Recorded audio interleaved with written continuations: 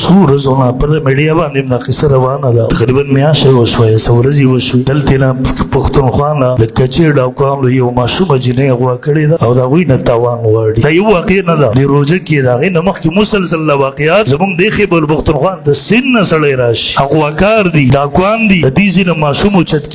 اوچت کې لوی سړی په دوکه باندې ووزي هلته ظلم کوي تشدد کوي زیاتې کوي کور ته جواب راولي کروڑ روپۍ راولي 50 لک راولي 2 کروڑ راولي دومره آیفون موبایل راولي هغه غریبان مجبور دي سوال کوي دا غیر پردار ریاست ګوري دا حکومت انتظامیه ګوري پریس کانفرنسونه راغله یو نه درزلونو دغه واقعیت ایروس بيخي لیکن لوګ د کچې ډاکوان پاکستانیان هم دي هغه امن والا خلک هم دي هغه محب وطن هم دي تر اوسه پورې زمونږ پوج باغوي کې پریشن ونه تر اوسه پورې التجازونه را نغله چې باغی باندې بمباري وکړي تر اوسه پورې زمونږ انتظامیه د هغوی خلاف په حرکت کې رانه لکه دا څومره ډېر خلک دي تاسو دا نشئ کنټرولول دهشتګرد صرف هغه خلک دي چې هغوی د اسلام نوم واخلي کنه دا هم دهشتګردي خورئ خوف خورئ یا وحشت خورئ ظلم کوي تشدد کوي دا کم وهل چې هغوی د خلکو سره کوي دا به تاسو به د ویډیوګانو کې کتلي وي د هغې غریبانو د خپل روټۍ وس نه کېږي یو له کروڑ روپۍ چې د هر چرته را پیدا کوي به ورکوي به که نکس درله وجري نه را پرېږي دا ریاست ړوند دی په داسې څیزونو باندې اسلام آباد کې په لال مسجد جامع حفصه هغه زنانه وو هغوی څه جرم کړی صرف ورغلې ارنډي خانو ته هغوی ته دعوت ورکو چې دا شامه کوو زیات نه زیات هغوی ډنډه راواغېستله په لاس کې ریاست په حرکت کې راغی پوج راغی جازونه راغلل ټینګونه راورسېدل اسلحې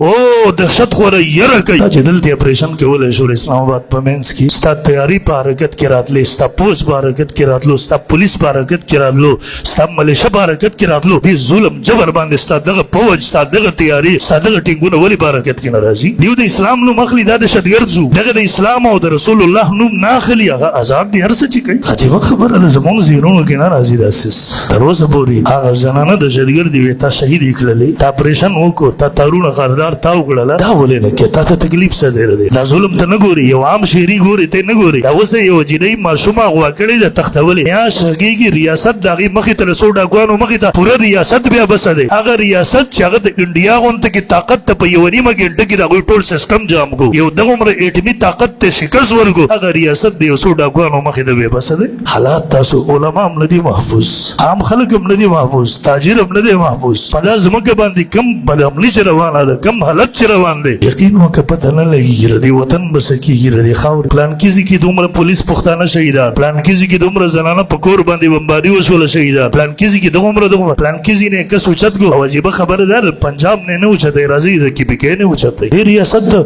حکومت ته موږ نه وایو تاسو به آخر خپله ذمهداري نه پوره کوئ صرف د عوامو ټیکسونه به اخلئ روزانه په بنیاد باندې دومره ټیکسونه یقین وکړه د مخو کې خوږه کړې ده د دې عوامو د وینې یې دغسې وڅکل لیکن دلته امن بس په نوم یو څیز دلته د یری یو حالت مسلط دی د خوف یو حالت مسلط دلته بدتخوري ده دلته ظلم دی دلته بدامني ده یقین وکړه د کور نه سړی وځي دا یقین د سړي نه چې واپس وراشم